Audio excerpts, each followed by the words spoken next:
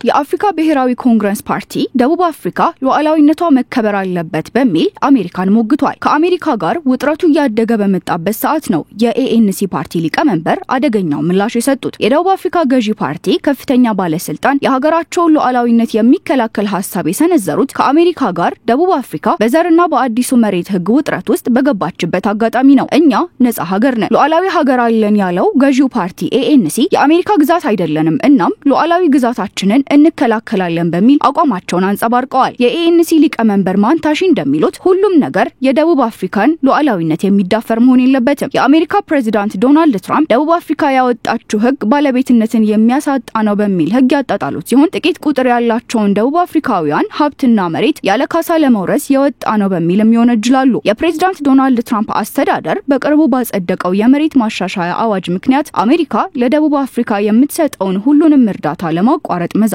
ይታወሳል። ፕሬዝዳንቱ አዋጁ ከደቡብ አፍሪካ የእርሻ መሬት አብዛኛውን ለተቆጣጠሩት በቁጥር አናሳ ነጭ ገበሬዎች ጎጂ ነው የሚል እምነትም አላቸው። ከዚህ በተጨማሪ በጋዛ ጦርነት እስራኤል የዘር ማጥፋት ወንጀል ፈጽማለች በሚል በዓለም አቀፉ የጦር ወንጀል መዳኛ ፍርድ ቤት የቀረበውን ክስ ደቡብ አፍሪካ ስለመራች ትራምፕ እርምጃ እንዲወስዱባቸው ሪፐብሊካኖች ጥሪ አቅርበዋል። እስራኤል ክሱን ማስተባበሏም ይታወሳል። የአሜሪካና የደቡብ አፍሪካ ውዝግብ የጨመረ ሲሆን ደቡብ አፍሪካ የአሜሪካ ግዛት አይደለችም በሚል የአሜሪካንን ተጽዕኖ ተቃውማለች። አሜሪካ ብትከስም ፕሬዝዳንት ሲሪል ራማፎሳ ህጉ ለህዝቡ የመሬት ተደራሽነቱን የሚያረጋግጥለት ብሎም እኩልነትና ፍትሃዊነትን የሚያሰፍንለት ነው በሚል አሞካሽተውታል። ፕሬዝዳንት ዶናልድ ትራምፕ አዲሱን የመሬት ህግ ፍትሃዊ ያልሆነ የዘር መድሎ ሰለባ ይፈጥራል በማለት ገልጸውታል። አሜሪካ ከደቡብ አፍሪካ ጋር ያላትን የንግድ ግንኙነት ለማቋረጥ ስትዝት የሀገሪቱ ነጋዴዎች ስጋት ውስጥ ገብተዋል። የፕሬዝዳንት ዶናልድ ትራምፕ አስተዳደር የሚወስዳቸው እርምጃዎች በአፍሪካ ጠንካራ ኢንዱስትሪ የገነባቸውን ሀገር ኢኮኖሚና የንግድ ግንኙነት ሊረብሽ ይችላል እየተባለ ነው። ቱጃሩ ኢለን መስክ የሚሰጣቸው አስተያየትም ይህንኑ ያሳያል። ውጥረቱን ለማርገብ ደቡብ አፍሪካ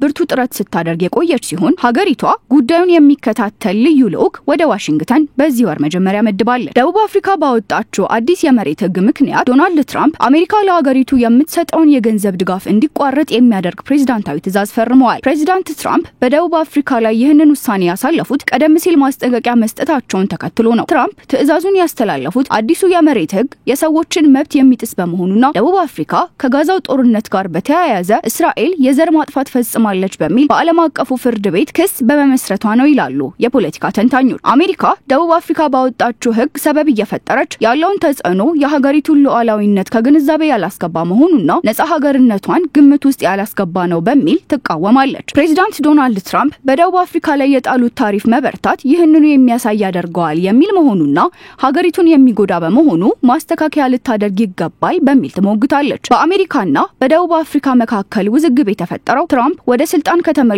ከሳምንት በኋላ ምንም አይነት ማስረጃ ሳያቀርቡ ደቡብ አፍሪካ መሬት እየወረሰች ነው፣ የተወሰኑ ሰዎችን በአስከፊ ሁኔታ እያጠቃች ነው በማለት አሜሪካ የምትሰጠውን ድጋፍ እንደሚያቋርጡ ማስጠንቀቃቸውን ተከትሎ ነው። የትራምፕ የቅርብ አማካሪ የሆነውና ደቡብ አፍሪካ ውስጥ የተወለደው ቢሊዮነሩ ኢለን መስክ በኤክስ ገጹ ላይ የደቡብ አፍሪካው ፕሬዝዳንት ራማፎሳ ግልጽ ዘረኛ የሆነ የመሬት ባለቤትነት ህግ እንዲኖር ፈልገው ነው ሲል አጣጥሏል። የትራምፕ ውሳኔን በተመለከተ ራማፎሳ አስተያየት ያልሰጡ ሲሆን ቀደም ሲል ግን ትራምፕ በሰጡት አስተያየት ላይ የሀገራቸውን የመሬት ፖሊሲ ተከላክለዋል። በዚህም ሀገራቸው የማንንም መሬት አለመውረሷንና አዲሱ የመሬት ፖሊሲ ዓላማ ፍትሃዊ የመሬት አቅርቦትን ለማረጋገጥ ነው ሲሉ ተከራክረዋል።